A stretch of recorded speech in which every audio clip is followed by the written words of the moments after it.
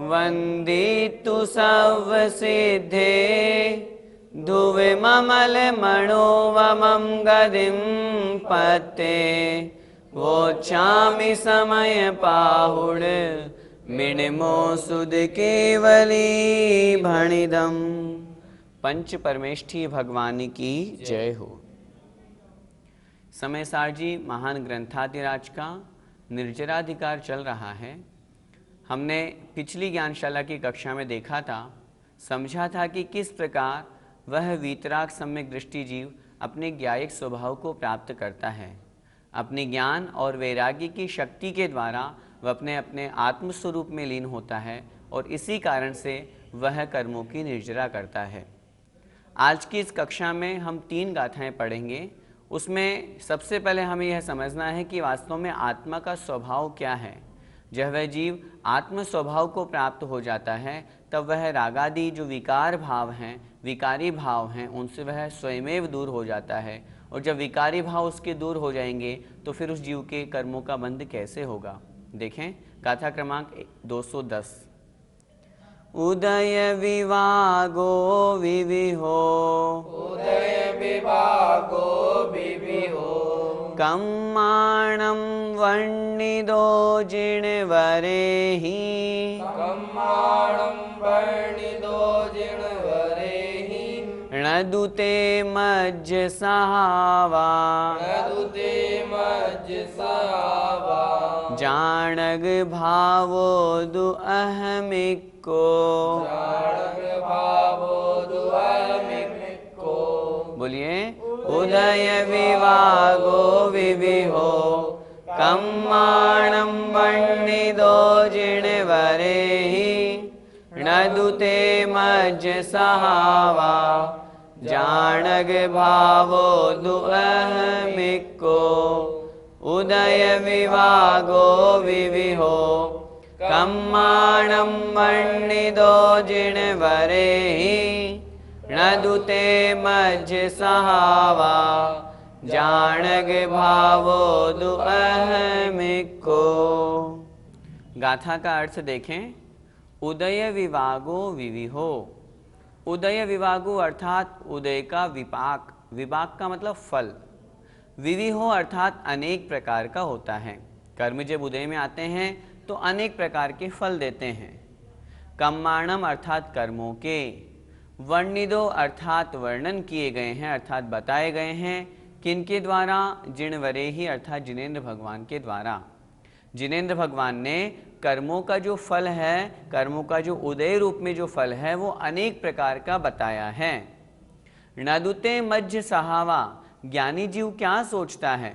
ण मतलब नहीं, ते मतलब वे जो कर्मों के फल के अनेक प्रकार हैं वे मज्ज सहावा ण मेरे स्वभाव नहीं हैं। उस ज्ञानी जीव का वहां पर यह चिंतन होता है कि वे मेरे स्वभाव नहीं हैं।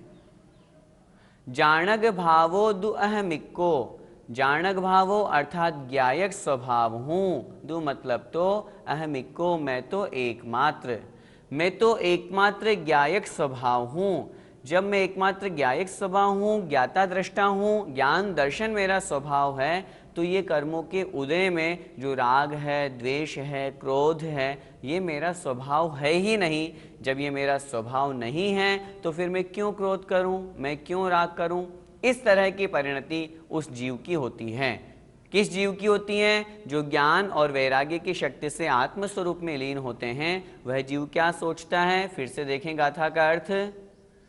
जिणवरेहि जिनेंद्र भगवान ने कम्माणम विविहो उदय विवागो वर्णिदो अर्थात जिनेंद्र भगवान ने कर्मों के उदय को, अर्थात जब कर्म उदय में आते हैं तो उसके फल को अनेक प्रकार का कहा है।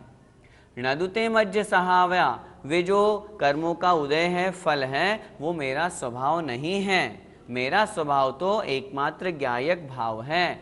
अहमिको, मैं तो एकमात्र हूँ। जब मैं एक हूँ तो ये राग द्वेष आदि जो दूसरे परिणाम हैं ये मेरे कैसे हो सकते हैं? मैं तो ज्ञायक स्वभावी आत्मा हूँ। इस तरह का चिंतन वहाँ पर उस ज्ञानी जीव का होता है। गाथा का भावार्थ देखें। जिनेंद्र देव ने कर्मों के उदय के फल अनेक प्रकार के बताए हैं। वे तो मेरे स्वभाव नहीं हैं। मैं तो एकमात्र ज्ञायक भाव वाला शुद्ध आत्मा हूँ। इस गाथा का पद्यानुवाद पढ़ते हैं। विश्वास हो विविध है विधि के विपाक, ऐसा कहे जिन जिन्हें मम ढोक लाख। होगा नहीं वह विभाव स्वभाव मेरा, ज्ञानी निरामय निरा नित में अकेला।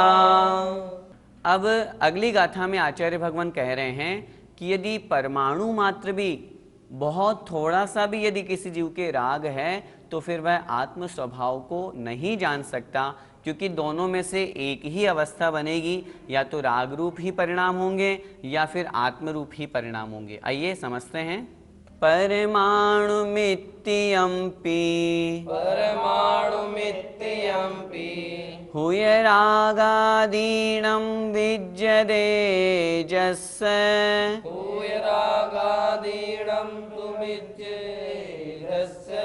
हुय रागादीनं विज्यते जस्य भूय रागादीनं तुमिज्येरस्य न विसो जानति अप्पा नविसो जानति अप्पा नयं तु सौवागम धरोवि।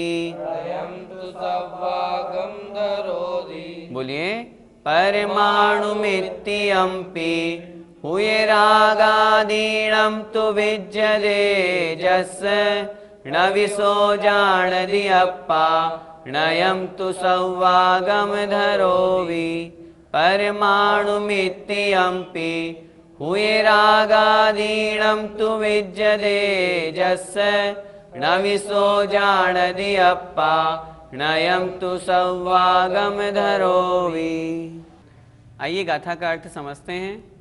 परमाणु मित्यंपि, परमाणु मात्र भी, परमाणु मित्यंपि अर्थात परमाणु मात्र भी, पुद्गल का सबसे छोटा अंश परमाणु कहलाता है, अर्थात बहुत थोड़ा सा भी। हुय मतलब हृदय में, रागादीणम रागादि भावों का या रागादि भाव, विज्यते जस्य विद्यमान है, जस्य मतलब जिसके, जिस जीव के हृदय में आत्मा में परमाणु मात्र भी यदि रागादि विद्यमान है, राग द्वेषादि विकारी भाव विद्यमान है, तब णविसो जानदि अप्पाणयम, णवि अर्थात नहीं, सो मतलब वह आत्मा, जानदि जानता है, अप्पाणयम अर्थात आत्मा को। यदि परमाणु मात्र भी यदि राग विद्यमान है तो फिर वह आत्मा अपने आत्म स्वरूप को नहीं जानता है।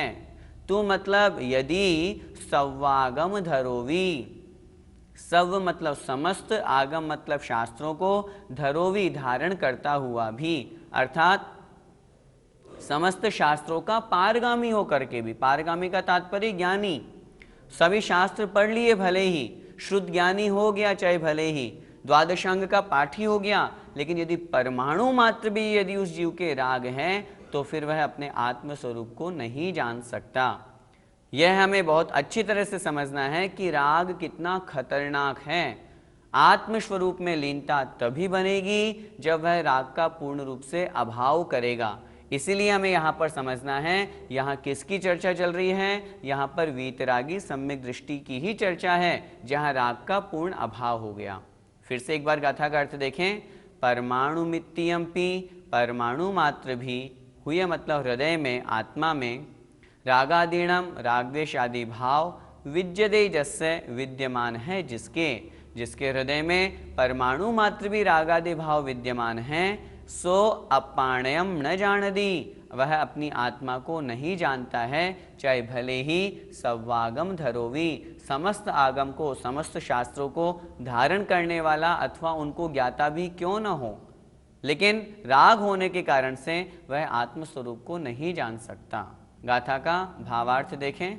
जिसके हृदय में परमाणु मात्र भी रागादि भाव विद्यमान है, वह संपूर्ण शास्त्रों का पारगामी होकर भी, अर्थात संपूर्ण शास्त्रों का ज्ञाता अथवा पठिता होकर के भी, पढ़ने वाला होकर के भी आत्मा को नहीं जानता है।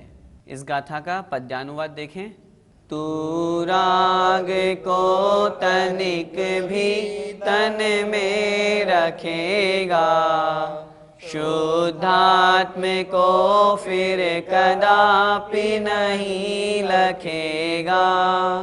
होगा विशारद जिना गम में भले ही, आत्मा त्वदीय कुछ ओ भव में डुले ही। कह रहे हैं अंत में, जो यदि तुम पूरे विशारद पूरे आगम का यदि तुम ज्ञाता भी बन जाओ, लेकिन यदि अपने आत्मा त्वदीय कुछ हो भव में डुले ही, यदि आत्म स्वरूप में वहाँ पर राग मात्र भी है तो वह आत्मा संसार में भटकेगी। और ऊपर की जो दो पंक्तियाँ कही कि यदि तू राग को थोड़ा सा भी नहीं रखेगा और आत्मा में कभी भी नहीं जाएगा, नहीं प्राप्त होगा, तो संसार में ही भटकेगा।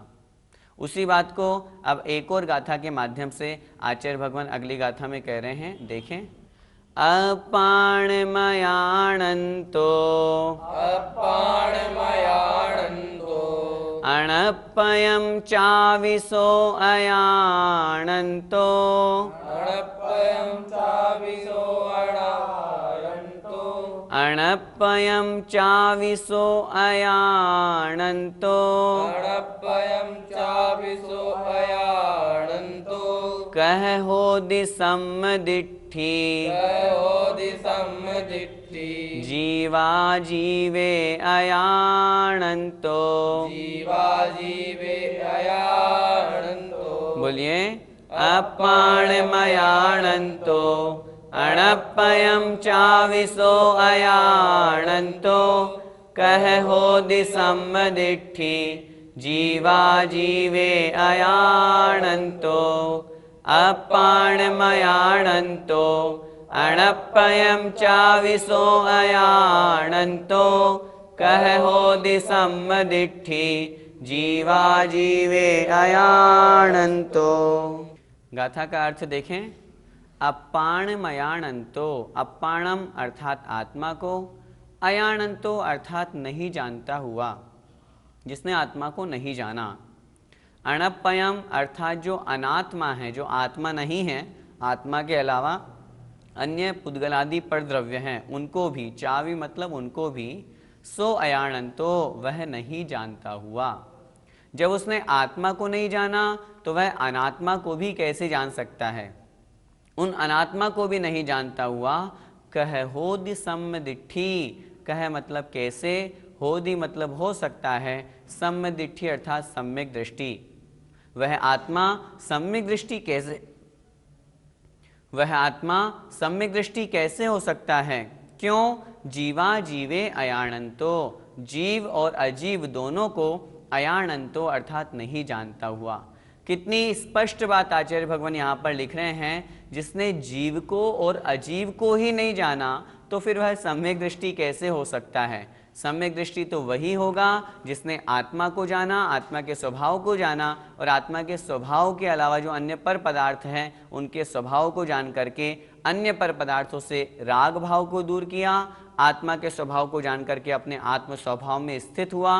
वास्तव में वही जीव सम्यक दृष्टि है। मैं पुनः निवेदन करना चाहता हूँ, यहाँ पर वीतराग सम्यक दृष्टि की बात चल रही है, और वीतराग सम्यक दृष्टि के लिए इसीलिए कहा गया है क्योंकि वह आत्मा को जान करके आत्म स्वभाव में स्थित होता है, और जिसने आत्म स्वभाव को नहीं जाना तो वह आत्म स्वभाव में स्थित भी नहीं हुआ, इसलिए वह सम्यक दृष्टि नहीं है, अर्थात वीतराग सम्यक दृष्टि नहीं है। 10वें गुण स्थान तक के सभी जीव सराग सम्यक दृष्टि, चौथे गुण स्थान की अपेक्षा से मैं चर्चा कर रहा हूँ, चौथे गुण स्थान से 10वें गुण स्थान तक के जो जीव हैं वे सराग सम्यक दृष्टि कहे गए हैं। जहाँ राग का अभाव हो जाता है, आत्मस्वरूप को जान लिया जाता है, वहाँ वीतराग सम्यक दर्शन होता है। द्रव्यानुयोग की अपेक्षा से 7वें गुण स्थान से शुद्धोपयोग होता है, उस अपेक्षा से भी वहाँ पर वीतराग सम्यक दर्शन की परिभाषा घटित होती है, क्योंकि वहाँ पर अतिमंद कषाय है और बहिरंग में कषाय का उदय नहीं है, या बहिरंग में वह कषाय दिख नहीं रही है।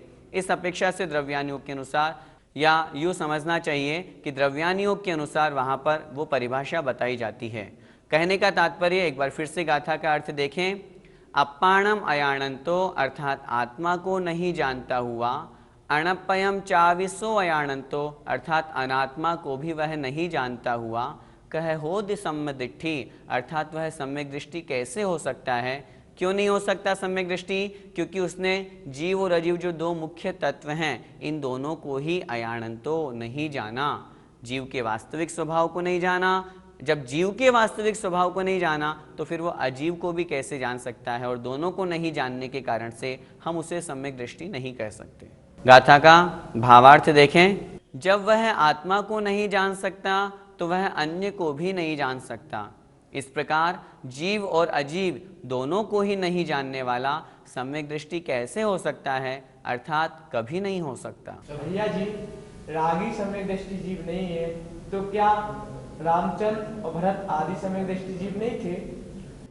जब रामचंद्र जी, भरत आदि जब गृहस्थ अवस्था में थे तब वे सम्यक दृष्टि जीव तो थे, लेकिन यहाँ पर कौन से सम्यक दृष्टि की बात चल रही है? यहाँ वीतराग सम्यक दृष्टि की बात चल रही है, इसलिए वे वीतराग सम्यक दृष्टि उस अवस्था में नहीं थे।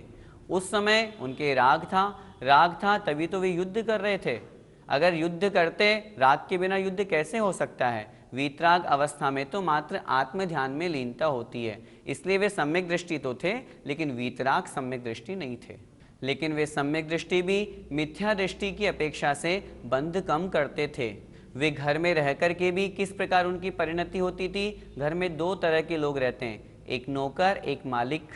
हम नौकर की तरह काम करेंगे तो राग कम होगा, और यदि मालिक की तरह अपना स्वामित्व उपस्थित करेंगे तो राग ज़्यादा होगा। हम गृहस्थ में रहते हैं। आज की दोनों गाथाओं से, तीनों गाथाओं से हमें क्या समझना है? हमें राग से बचना है। हमें नौकर की तरह अपने शरीर से, अपने भावों से, अपने परिवार में कार्य करना है। यदि ऐसा करेंगे तो राग भाव कम होगा। जब राग भाव कम होगा तो निश्चित रूप से हमारा जो लक्ष्य है वीतराग अवस्था प्राप्त करना, उस ओर हम आगे बढ़ेंगे। पद्यानुवाद देखें। आत्मान आत्म अनात्म को लखेगा, सम्यक्त्व पात्र किस भांति अहो बनेगा। यो कुंद कुंद कहते बन वीतरागी, क्यों व्यर्थ दुख सहता तज राग रागी। जय जिनेन्द्र।